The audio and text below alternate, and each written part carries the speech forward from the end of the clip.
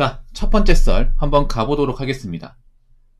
댓글 컨텐츠고 영상 제목 작년까지만 350에서 400 벌기는 부지런하면 쉬웠어요. 근데 올해부터 대부분 근로자들 월 300 벌기 진짜 힘들어요. 라는 영상에 달린 댓글입니다. 여러분 연휴 잘 쉬었습니까? 5월 첫 번째 날부터 지금까지 연휴였는데 아무튼 사실 쉬어도 마음 편하지 않을 겁니다. 뭐 쉬는 거 좋긴 하지만 여러분 쉰다는 건 뭘까요? 그러니까 쉰다는 건 뭐 우리가 휴식을 취한다, 여행에 간다, 뭐 시간 내 마음대로 쓴다, 뭐 그런 장점도 있겠지만 다르게 말하면 일을 적게 하기 때문에 돈을 적게 번다 이 말도 되는 겁니다. 그렇지 않습니까? 그러니까 일반적으로 우리가 돈을 많이 벌려면 일을 많이 해야 돼. 일한 만큼 돈 버는 거잖아요. 그렇지 않습니까? 연봉제를 제외하고는 일한 만큼 돈을 벌어요. 근데 이렇게 5월 1일부터 쭉 쉬어버리면 과연 돈이 될까요? 사실 쉬어도 마음이 편치 않은 분들 많을 겁니다. 말은 안 하지만. 그리고 이번에 징검 단위로 있잖아요. 쭉 쉬었던 분들 많을 거야. 5월 1일부터 6일까지. 제가 물어보니까 그냥 회사에서 그냥 일 출근 안 하고 그냥 다이렉트로 쉬는 회사가 많았다고 하네요. 근데 생각해 보세요. 그렇게 6일 동안 쉬면 어떤 생각 들어요? 아, 나 이렇게 쭉 쉬니까 좋다. 뭐 그런 것도 있겠지만 다르게 말하면 5월달 쉬는 날 많기 때문에 월급이 적겠구나. 이 생각도 할 수 있는 거 아니에요? 거기다가 여러분 쉬어도 어디 밖에 나들이 한다거나 뭐 차 몰고 나가면 다 돈이지 않습니까? 근데 예전만큼 돈을 마음대로 쓰기 쉽습니까? 아니면 돈을 쓰는 것이 참 어렵습니까? 어렵지 않습니까? 그러니까 돈은 있는데 우리가 뭔가를 좀 하기에 좀 부담스럽죠. 많이 부담스럽죠. 아무래도 주머니 사정이 안 좋은 사람들이 많다 보니까 뭐 그래도 쉬는 게 낫습니다. 그래도 뭐 출근하는 것보다 뭐 쉬는 게 나은데 제가 봤을 때는 오히려 일하는 걸 선호하는 분도 있을 겁니다. 물론 경기가 안 좋으면 쉬는 것보다 그냥 출근해서 돈 더 버는 게 낫다고 생각하는 분들이 더 많아요. 그래서 지금 사람들 보면 이제 근심 걱정이 많습니다. 아무래도 여유가 없는 사람들이 많다 보니까 예. 확실히 이제 작년이랑 그전 대비 좀 수입이 줄어드신 분들이 많아요. 그러니까 이제 작년까지는 돈을 좀 벌었는데 올해 와가지고 돈을 못 번다. 그런 분들이 많습니다. 뭐 대표적으로 자영업자분들 그리고 택배하신 분들도 택배 물량이 줄어서 뭐 돈을 적게 번다 그런 말도 나오고 있고 그리고 생산직 근로자들 생산직은 잔업 특근발로 이제 돈을 받는데 뭐 특근도 없고 잔업도 좀 줄어들었다. 그래서 작년 대비 받는 돈이 줄었다. 이렇게 얘기하는 분도 있습니다. 특히나 배달 쪽은 이제는 큰돈 분들 얘기가 잘 안 나와요. 네. 전반적으로 사람들의 소득이 좀 줄었습니다. 근데 물가는 올라갔죠. 물가는 많이 올라갔죠. 돈을 좀 더 버는데 물가 올라가면 그렇게 무섭진 않아. 근데 내가 지금 예전 대비 버는 돈이 줄어드는데 물가는 올라가요. 그럼 어떻게 돼요? 겁나죠. 많이 겁나죠. 그래서 쉬면서도 쉬고 나서 이제 돈 어떻게 벌지? 이번 달은 쉬는 날이 많아서 저번 달보다 수익이 줄겠구나. 이렇게 이제 예상하신 분들 분명히 있을 겁니다. 분명히. 그래서 지금은 내가 버는 돈을 늘리지 못한다면 쓰는 돈이라도 줄여야 합니다. 근데 제대로 돈을 줄이는 분들이 많지 않습니다. 이게 돈을 아낀다는 게 뭐냐면 평소에 아껴본 적이 있는 사람이 아끼는 거지 평소에 돈을 펑펑 쓰는 사람이 아낄 수 있는 거 아니거든요. 돈 스스미라는 게 생각보다 쉽게 안 바뀝니다. 예, 안 바뀌어요 이게. 원래 배달 음식 먹었던 사람은 또 먹어야 돼. 원래 쇼핑을 하던 사람은 계속 해야 돼요. 이게 사람이라는 게 한번 습관으로 잡히면 이거 뜯어고치기 쉽지 않습니다. 그래서 고기도 먹어본 사람이 그 맛을 안다고 돈도 모아본 사람이 계속 돈을 모으는 겁니다. 뭐 300 벌어도 살만합니다. 살만한데 이 300을 벌어서 어떻게 써서 이제 얼마나 남겨서 이제 모아 나갈 것이냐 이게 중요하죠. 자, 댓글 한번 읽어보도록 하겠습니다. 현장, 배달, 쿠팡뿐 아니라 매화커피를 해도 겉으로는 잘 되는 것 같지만 차 태고 포 떼면 300원짜리 가져간다 하더라고요. 모든 경제 주체들이 300번이로 수렴해 가는 중. 그나마 그 정도라도 받으면 다행이라고 적어졌습니다. 요즘 현장도 일이 많이 없다고 하잖아요. 현장도. 가장 남자 입장에서 기술 없어도 할 수 있는 게 노가다였거든요. 근데 요즘엔 노가다 일도 많이 없어요. 노가다 일 같은 경우에도. 건설 현장이 많이 없다 보니까. 배달 같은 경우는 사람들이 요즘 주문사정 안 좋으니까 배달을 잘 안 시켜 먹죠. 배달 안 시켜 먹는데 라이더는 많아요. 라이더가 많다 보니까 배달 단가도 안 올라가.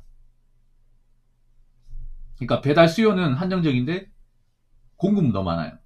배달 뛰겠다고 나온 사람 많죠. 굳이 오토바이가 아니더라도 뭐 킥보드, 자전거, 전기 자전거, 아니면 이제 차량 배달, 도우 배달 다 뛰어드는 거죠 이게.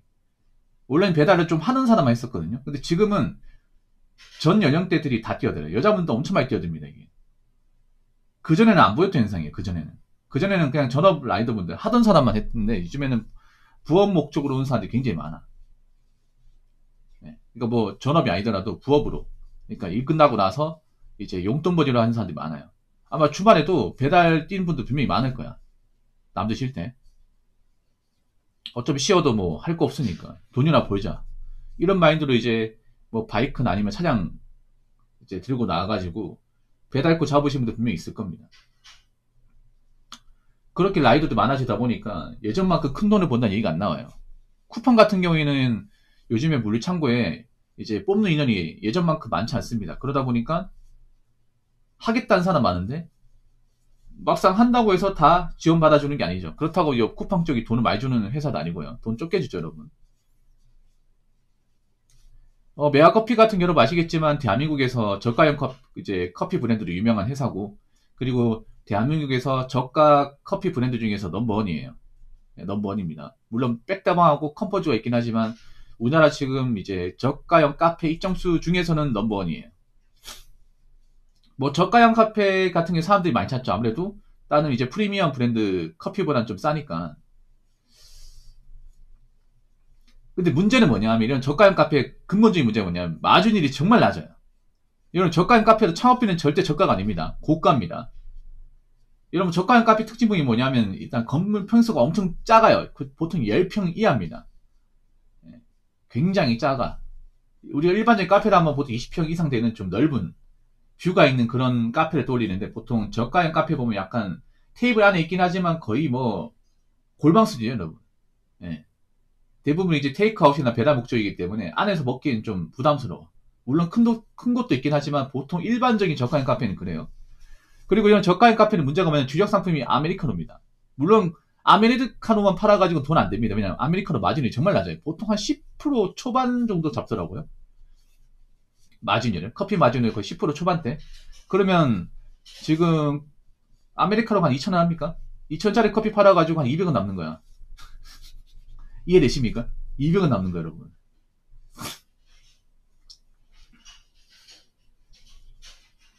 정말로. 그리고 저가형 카페 진짜 바빠요. 보통 하루 영업시간이 한 11시간, 12시간이야. 예. 저가형 카페 그래도 한산하지 않거든요. 주문이 계속 밀려와. 근데 바쁘기는 엄청 바쁜데 바쁜 만큼 돈이 엄청 안 돼, 이게. 마진이 낮으니까. 그러니까 저가형 카페는 사실 잘 안 망하거든요. 안 망한 대신에 몸 몸들 있는데 돈은 돈들 안 돼. 들어간 돈은 많은데. 이게 저가형 카페 현실입니다. 다들 이제 창업한 이유가 일반 월급쟁이보다는 더 벌려고 하는 거잖아. 그렇지 않습니까? 일반 월급쟁이가 한 300 번다 치면 예를 들어서 우리가 가게 창업한다고 하면 한 500 이상 벌어야 되지 않습니까? 한 600은 벌어야지. 들어간 돈이 얼만데. 저가형 카페도 창업하는데 1억 넘게 듭니다. 한 1억 한 중반대 들어요, 여러분. 적은 돈이 아니에요, 그때. 근데 그렇게 해가지고 한 12시간 해가지고 이것저것 다 떼가지고 300 가져가. 물론 적자는 아니죠. 근데 이렇게 해가지고 타산이 맞겠냐고, 여러분. 하루 종일 사가지고 쉬지도 못하고 계속 주문 쳐내고, 어? 했는데도 뭐 알바생 인건비 주고 가게세 내고 재료비 내고 세금 내고 하면 남는 게 300만 원짜리야. 거의 뭐 최저시급이지, 최저시급. 정말로. 새우 290 빨아도 삶이 퍽퍽한 현실. 부모님 집 얹혀 살면서 최저받으면서 알바하는 게 낫겠다 싶네요. 차도 팔 아프고. 굉장히 한심한 말 하시네요. 굉장히 한심한 말. 자, 좀 이따 얘기할게요. 좀 이따가. 이 얘기는 좀 이따 다루겠습니다. 두 번째 썰로.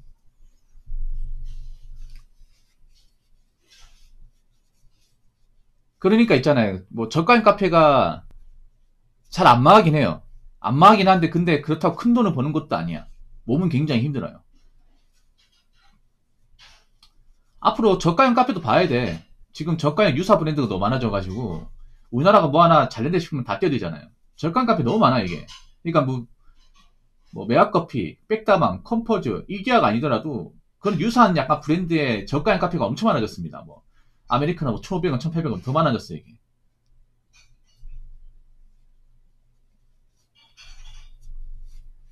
뭐 그러다 보니까 앞으로 뭐 커피 같은 경우에 저가형 시장도 잘 된다 볼 수 없습니다. 뭐 커피 안 사 먹으면 그만이야. 커피야 뭐 집에서 그냥 만들어 먹어도 되고 아니면 이제 아메리카노 음료 팔거든요. 시럽 팝니다. 그거 타 먹어도 됩니다. 타 먹는 게 더 쌉니다 이게. 그래서 지금은 커피값도 아까운 사람도 많아. 그래서 제가 봤을 때는 앞으로 큰 돈 벌기는 많이 힘들 겁니다. 정말로 큰 돈 벌기는 많이 힘들 거예요. 그러니까 여러분 버는 돈 잘 관리하시고 함부로 쓰지 마세요. 아시겠죠? 자, 이상으로 첫 번째 썰 마치도록 하겠습니다.